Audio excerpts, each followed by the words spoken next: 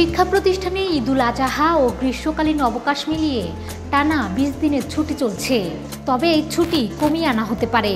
আগামী ২ জুলাই ছুটি শেষ হওয়ার কথা থাকলেও এর এক সপ্তাহ আগেই খুলে দেওয়া হতে পারে সব স্কুল, কলেজ ও মাদ্রাসা।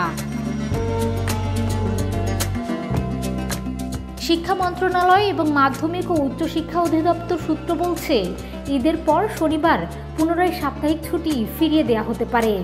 একই সঙ্গে শিক্ষণ ঘাটতি পূরণে গরমের ছুটি কমানো হতে পারে।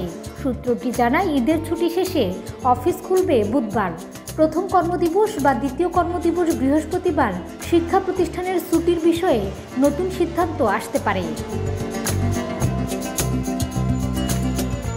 ছুটি সংক্ষিপ্ত করার পরিকল্পনার কারণ হিসাবে শিক্ষা মন্ত্রণালয়ের যুক্তি হলো, নতুন কারিকুলামে চলতি বছরের বেশ গ্যাপ রয়েছে। শীত ও অতি গরমের কারণে এবার ১৫ দিনের মতো শিক্ষা প্রতিষ্ঠান বন্ধ ছিল। সেই ক্ষতি পোষাতে গ্রীষ্মের ছুটি কাটছাঁট করা হতে পারে।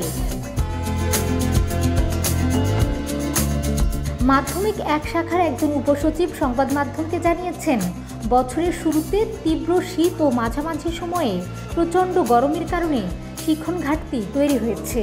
নতুন কারিকুলামে জুলাই মাসে যে ষান্মাসিক মূল্যায়ন হবে তার প্রস্তুতি ভালো হয়নি। তাদের কাছে খবর আছে, অনেক শিক্ষা প্রতিষ্ঠানে নির্ধারিত সিলেবাস শেষ করতে পারেনি, তাই গ্রীষ্মের ছুটি এক সপ্তাহ কমতে পারে। তিনি আরও জানান, অধিকাংশ শিক্ষা প্রতিষ্ঠান ২ জুলাই পর্যন্ত ছুটি ঘোষণা করেছে। তবে অনেক বেসরকারি শিক্ষা প্রতিষ্ঠান ২৩ জুন পর্যন্ত ছুটি দিয়েছে, অর্থাৎ ২৪ জুন থেকে তারা ক্লাস নেবেন। ওই দিন বা একদিন আগে বা পরে শিক্ষা প্রতিষ্ঠান খুলে দেওয়ার নির্দেশনা আসতে পারে। এ নিয়ে নীতিগত সিদ্ধান্ত হয়েছে। ঈদের ছুটি শেষে অফিস খুললে চূড়ান্ত সিদ্ধান্ত জানিয়ে দেওয়া হবে।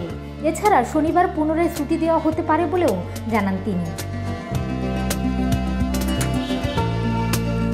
এর আগে ২০২৩ শিক্ষাবর্ষেও শিক্ষা প্রতিষ্ঠানের গ্রীষ্মকালীন ছুটি বাতিল করা হয়। গত বছর শিক্ষাপঞ্জি অনুযায়ী ২০ জুলাই থেকে ২ আগস্ট পর্যন্ত গ্রীষ্মকালীন ছুটি ছিল। পরে বাতিল করা গ্রীষ্মকালীন ছুটি শীতকালীন ছুটির সঙ্গে সমন্বয় করা হয়। বছরের শুরুতে শিক্ষা প্রতিষ্ঠানের ছুটির তালিকা, বিভিন্ন পরীক্ষা ও মূল্যায়নের সূচি ঘোষণা করে শিক্ষা মন্ত্রণালয়। মাধ্যমিক ও উচ্চশিক্ষা বিভাগ থেকে স্কুল এবং কারিগরি ও মাদ্রাসা শিক্ষা বিভাগ থেকে মাদ্রাসা ও কারিগরি শিক্ষা প্রতিষ্ঠানের ছুটির তালিকা প্রকাশ করা হয়। আর প্রাথমিক ও গণশিক্ষা মন্ত্রণালয় থেকে দেশের প্রাথমিক বিদ্যালয়গুলোর ছুটির তালিকা, বিভিন্ন পরীক্ষা ও মূল্যায়নের সূচি জানানো হয়। ডেস্ক রিপোর্ট, প্রতিদিনের বাংলাদেশ।